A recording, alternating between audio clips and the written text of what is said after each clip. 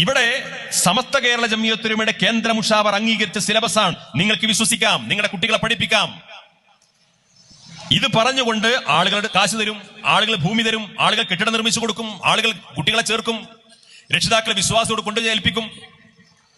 അങ്ങനെ വളർന്നു വരുന്ന സംവിധാനം പെട്ടെന്ന് പറയുകയാണ്, സമസ്തക്ക് ഇവിടെ ഒരു റൈറ്റുമില്ല, സമസ്തക്കാർക്ക് ഇവിടെ റൈറ്റുമില്ല, ഇതൊരു സ്വന്തം എൻറ്റിറ്റിയാണ്. ഇങ്ങനെ വിളിച്ചു പറഞ്ഞു കഴിഞ്ഞാൽ സമസ്ത അവിടെ എന്ത് ചെയ്യണം?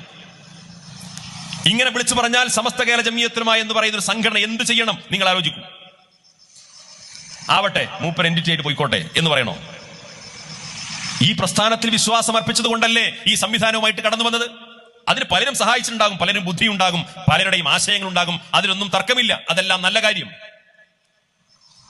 അതിന്റെ പേരിൽ സമൂഹത്തിൽ സമസ്ത കേരള ജംഇയ്യത്തുലമ അതിന്റെ ആധികാരികത ആ ബോധ്യത്തിന്റെ അടിസ്ഥാനത്തിൽ ചില തീരുമാനങ്ങളും നിർദ്ദേശങ്ങളും സമൂഹത്തിന് പറഞ്ഞപ്പോ സമസ്ത കേരള ജംഇയ്യത്തുലമ ഇവിടുത്തെ വലിയ വിദ്യാഭ്യാസ വിരോധികൾ, വിദ്യാഭ്യാസ സംവിധാനത്തെ തകർക്കാനിറങ്ങിയ ആളുകൾ വളരെ മോശമായി ഈ പ്രസ്ഥാനത്തെ തെറ്റിദ്ധരിപ്പിക്കാൻ പല ആളുകളും ശ്രമിച്ചുകൊണ്ടിരിക്കുകയാണ്.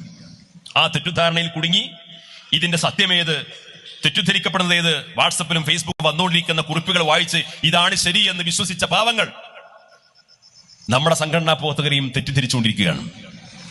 അവരോടൊക്കെ വിനീതമായ അപേക്ഷ, നിങ്ങളൊക്കെ നിങ്ങളുടെ ബുദ്ധി കൊണ്ട്, നിങ്ങൾക്ക് അള്ളാഹു അനുഗ്രഹിച്ചു നൽകിയ നിങ്ങളുടെ ബുദ്ധി കൊണ്ട്, നിങ്ങൾക്ക് ലഭ്യമായ വഴികൾ ഉപയോഗിച്ചുകൊണ്ട് ഇത്തരം കാര്യങ്ങളെക്കുറിച്ചൊക്കെ തുറന്ന് അന്വേഷിക്കാനും പഠിക്കാനും മനസ്സിലാക്കാനും സന്നദ്ധമാവുക.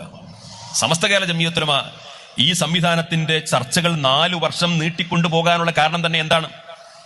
ഇതിനങ്ങട്ട് അവസാനിപ്പിക്കണമെന്ന് താല്പര്യമാണെങ്കിൽ ഒരാഴ്ച കൊണ്ട് തീരുമാനമെടുക്കാവുന്നതേ ഉള്ളൂ.